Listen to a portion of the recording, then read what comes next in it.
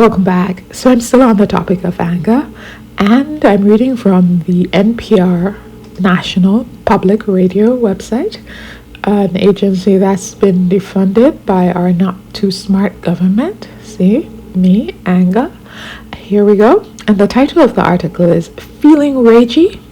Don't bury your anger, process it. Here's how. So I'll jump somewhere in the article and not really at the beginning. While anger is common, many of us have conflicted relationship with it.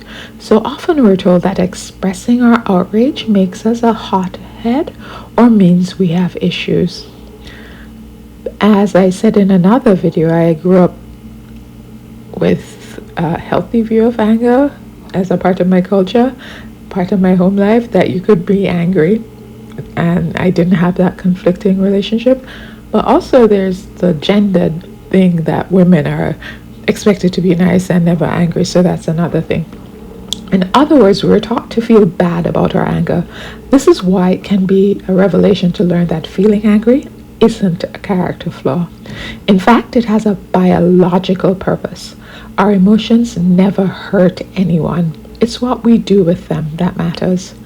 Here's a step-by-step process for working with feelings of anger that we, a psychotherapist and a psychologist, share with our patients.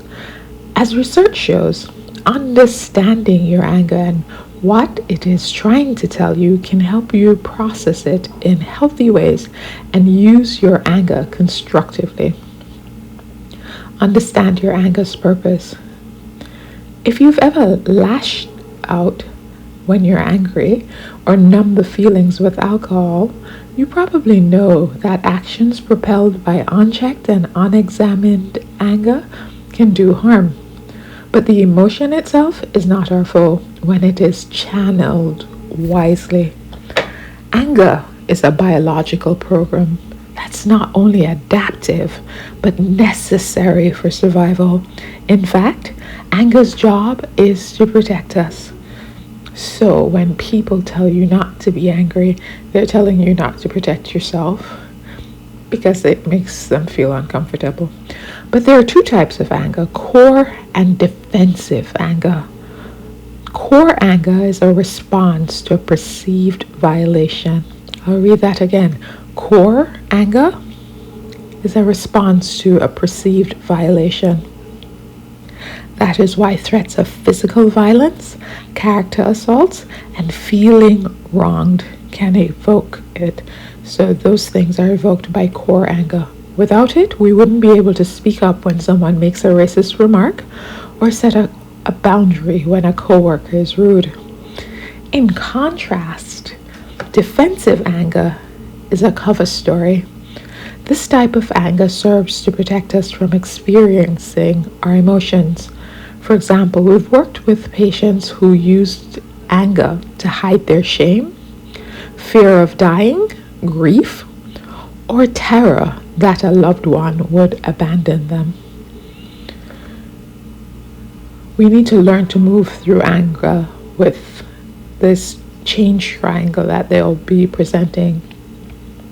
Unlike being taught your ABCs, our society does not yet teach us about emotions. But they should, they said. As psychotherapists, we know that anyone can learn to experience anger in healing ways, and you don't need to be in therapy to do so. We want to introduce you to a practical tool for emotional health. It's called the change triangle, and was originally developed by David Malin for the psychotherapists and adapted by me, Hilary, for general use. The idea is that we get cut off from our core anger or other strong emotions and get stuck in less healthy responses. So you get cut off from your core anger and you get stuck in less healthy responses. The change triangle guides you from your defenses to experience your core emotions so you can ultimately release the anger. Next time something annoys you or you find yourself in blind rage, look at the diagram below and try to identify which corner of the change triangle you identify with your mental state. The first part of the triangle is the defensive anger that we're trying, the cover story that prevents you from feeling your core emotions. So the A part is, if we aren't able to tolerate the experience of anger and work with it, we'll use protective defenses to avoid it.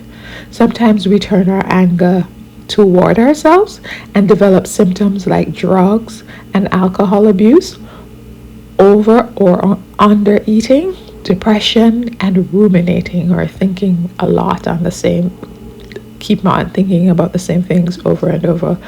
Alternatively, we act out or externalize our anger by storming out of a room, canceling someone, or punching a wall. These actions are also defensive against the internal experience of anger. And again, some of these are gendered in terms of internalizing anger is often something that women are taught to do, because again, we're told to be nice, and externalizing anger is something men are allowed to do because they're allowed to be rages. Feeling inhibitory emotions. B is feeling inhibitory emotions. Inhibitory emotions like anxiety, guilt, or shame blocks anger. These emotions protect us and others from our anger. For example, maybe someone offends you at work and it fills you with anxiety, or you constantly feel guilty around your family who never treated you well. In both cases, core anger lies beneath awaiting validation. So you get anxious instead of saying, why is bothering me? I don't like being around my family because they're abusive, right? So instead of getting anxious, I face it like, do I have to be around abusive people because they say they're family, or is family what they do and not what they say? Good. And now we're up to C, fully experiencing and owning your core anger. You know you're experiencing anger directly when you can name it, validate it, sense it in the body, know who it is directed towards, and start to recognize the impulse. So yeah, don't push the anger away, don't lie about it, don't pretend you're a nice person. You just fully experience this emotion that's there to protect you. You own your core anger. I hate when people disrespect me. It makes me angry. And that person disrespected me, and that person makes me angry. And I'm going to voice it, and I'm going to let it go, right? Once we're able to acknowledge our anger, we can work to release its charge, so our nervous system returns to a calmer, resting state. Naming and processing anger will reduce symptoms of depression and anxiety, which are often the result of blocked and buried emotions. And it allows you to work with your anger so it's expressed in constructive ways. 4, steps to validate and release core anger. When something makes your blood boil, try not to judge yourself. Instead, approach yourself with a stance of curiosity and compassion, and try to do the following things. Step 1, honor your anger by naming it.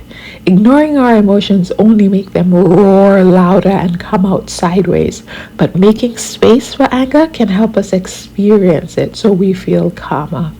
For example, our patients express anger in myriads of ways. They may declare their rage or apologize for it. Sometimes they express it non-verbally by breaking eye contact or furrowing their brow. Therefore, if you're upset because there's so much strife in the world, or mad because you must spend another spring break with your in-laws, try naming your emotions by saying it aloud to yourself, I am angry, and see how it feels. Research shows that giving language to our internal experience helps regulate the nervous system and can foster a sense of calm and balance. Step 2, sense it physically.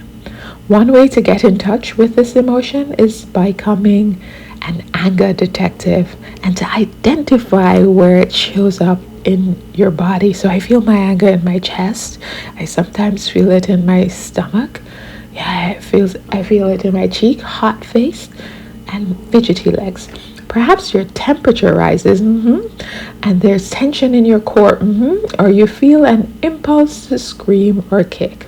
Not so much to scream or kick.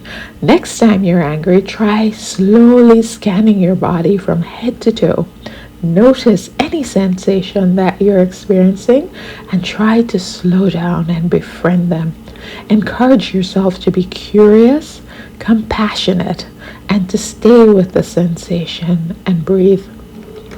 Step 3, notice anger's impulse.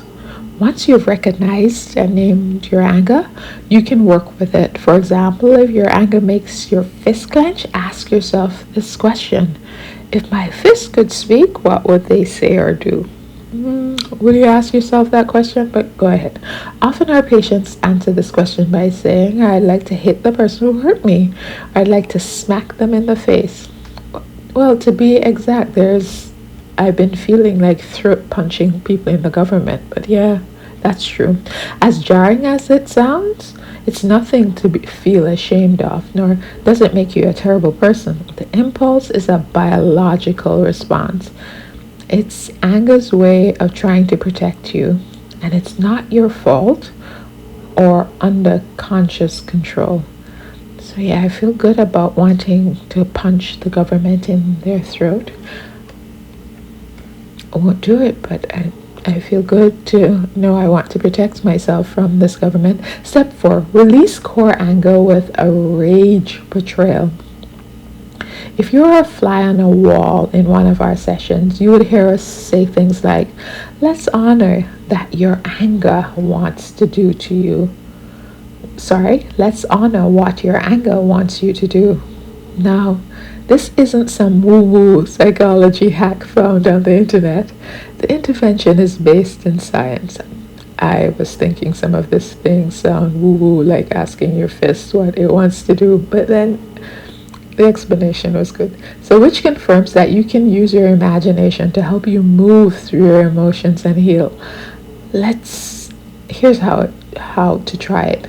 We recommend starting with a situation that makes you moderately angry or annoyed. Close your eyes and bring to mind the person or situation that's angering you. Yes, the leader of the government. Next, notice the sensation of anger that rises in your body. Breathe deeply, staying with the sensation. After a while, the impulse of your anger will show itself. Often, it's a desire to speak your truth or physically retaliate. Staying connected to the physical sensation of the impulse, let the fantasy play out like a movie. I just punched the president in his throat. I just released the air out of his ankles. He's floating off the planet, and a spaceship just collided with him.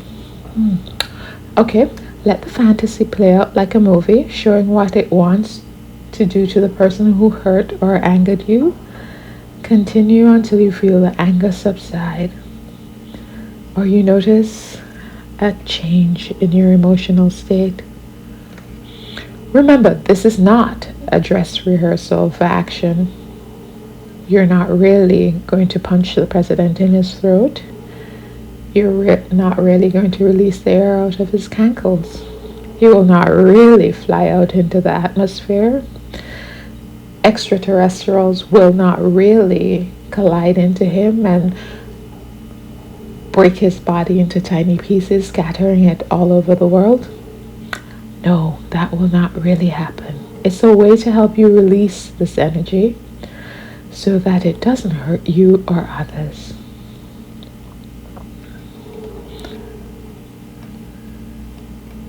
Finally, make good use of your anger. Once you recognize and experience your anger, you can think more clearly again to make good use of it. Anger can help us set boundaries and assert our needs. For instance, if your family isn't pitching in enough at home, you can ask them directly for more help.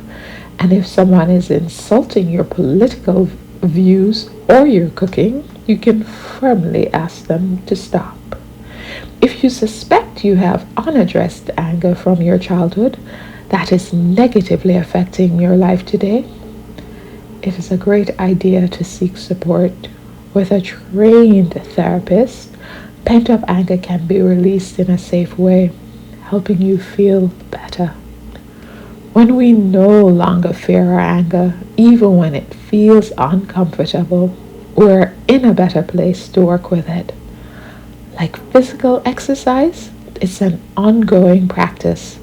Processing and honoring our emotions improves our relationships and helps us live healthier lives.